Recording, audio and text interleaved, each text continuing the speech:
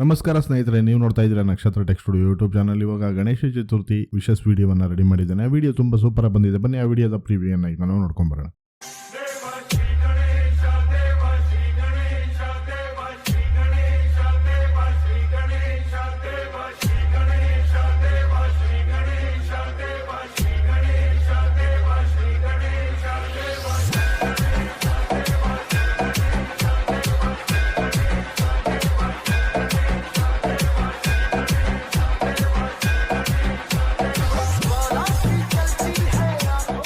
ನೋಡೋದ್ರಲ್ಲ ಸ್ನೇಹಿತರೆ, ಸೊ ಈ ವಿಡಿಯೋ ಅಂತೂ ತುಂಬಾ ಸೂಪರ್ ಆಗಿದೆ. ಇಷ್ಟ ಆದ್ರೆ ದಯವಿಟ್ಟು ಒಂದು ಲೈಕ್ ಕೊಡೋದು ಮಾತ್ರ ಮರಿಬೇಡಿ. ಹಾಗೆ ಈ ವಿಡಿಯೋವನ್ನ ಕಡೆ ತನಕ ನೋಡಿ, ಇಲ್ಲ ಅಂತಂದ್ರೆ ಈ ವಿಡಿಯೋನ ರೆಡಿ ಮಾಡ್ಕೊಳ್ಳೋದಕ್ಕಾಗಲ್ಲ. ಹಾಗೆ ನೀವೇನಾದ್ರೂ ನಮ್ಮ ಚಾನಲ್ಗೆ ಹೊಸದಾಗಿ ಬಂದು ಇನ್ನೂ ಸಬ್ಸ್ಕ್ರೈಬ್ ಮಾಡಿಲ್ಲ ಅಂತ ಹೇಳಿದ್ರೆ ದಯವಿಟ್ಟು ಸಬ್ಸ್ಕ್ರೈಬ್ ಮಾಡಿ ಅಂತ ಹೇಳ್ತಾ, ಈ ಒಂದು ವಿಡಿಯೋವನ್ನ ಒಂದು 2 ಮಿನಿಟ್ ಅಲ್ಲಿ ಈ ಒಂದು ವಿಡಿಯೋವನ್ನ ರೆಡಿ ಮಾಡ್ಕೊಳ್ಬಹುದು. ಅದು ಹೇಗೆ ಅಂತ ಹೇಳಿ ನಾವು ಚೆಕ್ ಮಾಡ್ಕೊಳ್ತಾ ಹೋಗೋಣ. ಈ ವಿಡಿಯೋವನ್ನ ರೆಡಿ ಮಾಡೋದಕ್ಕೆ ಕಂಪ್ಲೀಟ್ ಆಗಿ ಹೇಳ್ತಾ ಇದ್ದೀನಿ, ನೀವು ಕಂಪಲ್ಸರಿ ವಿಡಿಯೋವನ್ನ ಫುಲ್ ಆಗಿ ನೋಡಿ ಅಂತ ಹೇಳ್ತಾ, ಈ ಒಂದು ವಿಡಿಯೋವನ್ನ ಯಾವ ರೀತಿ ರೆಡಿ ಮಾಡಬಹುದು ಅಂತ ಹೇಳಿ ನಾವು ತಿಳ್ಕೊಳ್ಳೋಣ.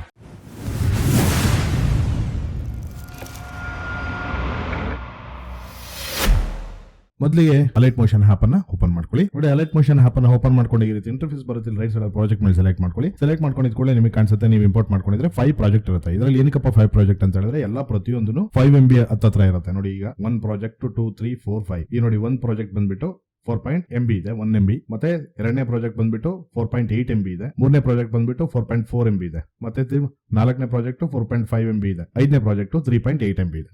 ಅಂತ ಹೇಳಿದ್ರೆ ನಿಮಗೆ ಮೋಡ್ ಆ್ಯಪ್ ಯಾರು ಯೂಸ್ ಮಾಡ್ತಿರ್ತಾರೋ ಅವರು 5 MB ಮೇಲೆ ಪ್ರಾಜೆಕ್ಟ್ ಅನ್ನ ಇಂಪೋರ್ಟ್ ಮಾಡ್ಕೊಳ್ಳೋದಕ್ಕಾಗಲ್ಲ. ಆದ್ರಿಂದ ಈ ರೀತಿಯಾಗಿ ಕೊಟ್ಟಿರ್ತಾನೆ. ನಿಮ್ಗೆ ಈಸಿ ಇರುತ್ತೆ, ಏನು ತೊಂದರೆ ಇರೋದಿಲ್ಲ.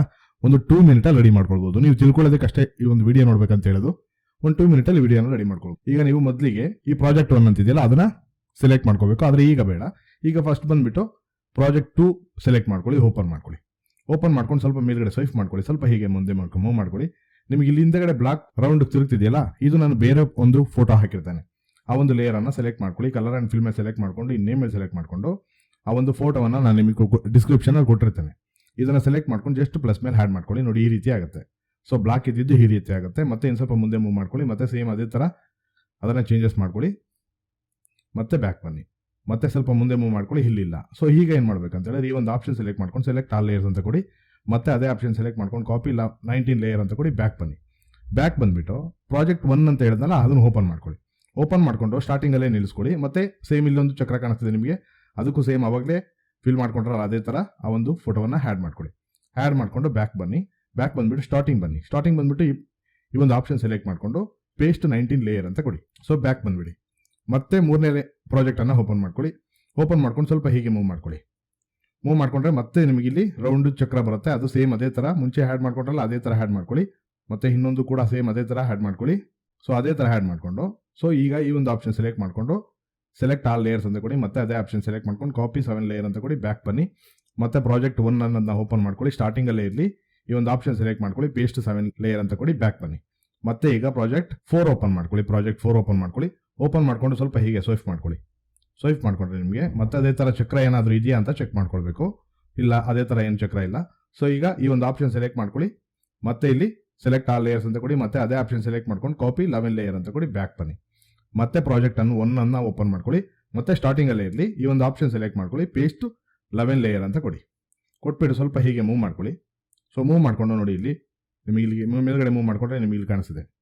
ಸೊ ಇಲ್ಲಿ ಸರ್ಕಲ್ 1 ಅಂತ ಇದನ್ನ ಸೆಲೆಕ್ಟ್ ಮಾಡ್ಕೊಂಡು ಡಿಲೀಟ್ ಮಾಡ್ಕೊಳ್ಳಿ. ಡಿಲೀಟ್ ಮಾಡ್ಕೊಂಡು ಸ್ಟಾರ್ಟಿಂಗ್ ಬನ್ನಿ. ಬ್ಯಾಕ್ ಬನ್ನಿ. ಮತ್ತೆ ಪ್ರಾಜೆಕ್ಟ್ 5 ಅನ್ನ ಓಪನ್ ಮಾಡ್ಕೊಳ್ಳಿ. ಓಪನ್ ಮಾಡ್ಕೊಂಡು ಸ್ವಲ್ಪ ಹೀಗೆ ಮುಂದೆಗಡೆ ಸ್ವೈಪ್ ಮಾಡ್ಕೊಳ್ಳಿ. ಸ್ವಲ್ಪ ಈ ಕಡೆ ಬನ್ನಿ.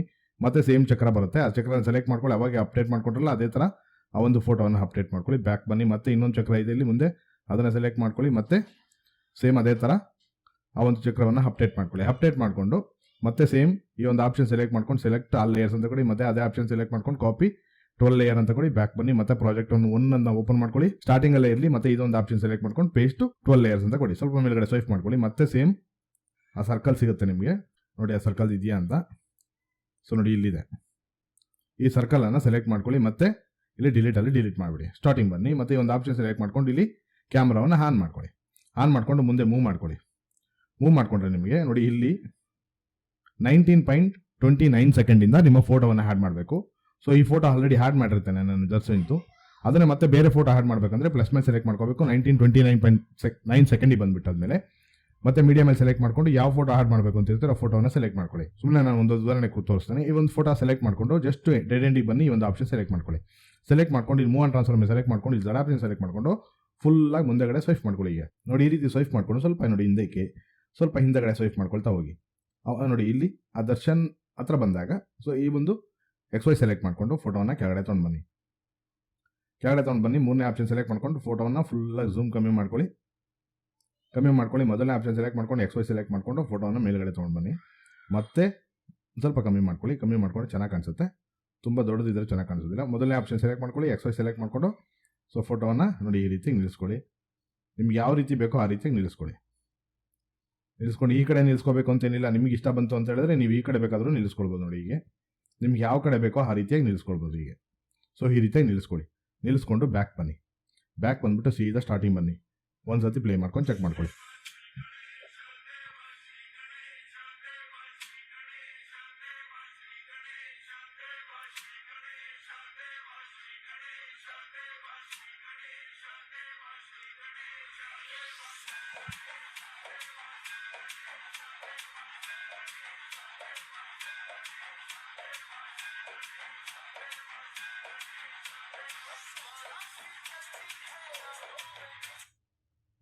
ನೋಡಿ ಇಷ್ಟೇ. ಸೊ ಇದಂತೂ ನಿಮಗೆ ಗೊತ್ತಿರ್ಬೋದು. ಸೊ ಇಷ್ಟು ಈಸಿಯಾಗಿ ನಾನು ಒಂದು ಪ್ರಾಜೆಕ್ಟನ್ನು ರೆಡಿ ಮಾಡಿದ್ದೇನೆ. ತುಂಬ ಈಸಿ ಈ ಒಂದು ಮೆಥಡಲ್ಲಿ ನೀವು ಯೂಸ್ ಮಾಡ್ಕೊಳಕ್ಕೆ. ಇಷ್ಟೆಲ್ಲ ಆದಮೇಲೆ ಮೇಲ್ಗಡೆ ಹಾರೋ ಮಾರ್ಕ್ ಮೇಲೆ ಕ್ಲಿಕ್ ಮಾಡ್ಕೊಳ್ಳಿ.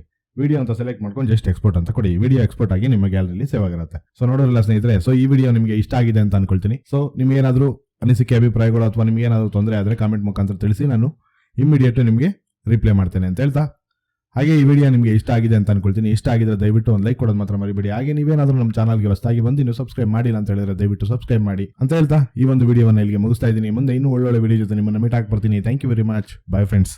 I don't ever slow up, no I don't take shit. I got no love for the fakeness. If you wanna play tough and wanna hate this, I'll always show up. I don't ever slow up, no I don't take shit. I got no love for the fakeness. If you wanna play tough and wanna hate this, I'll always show up and make a statement. I don't ever slow up, no I don't take shit.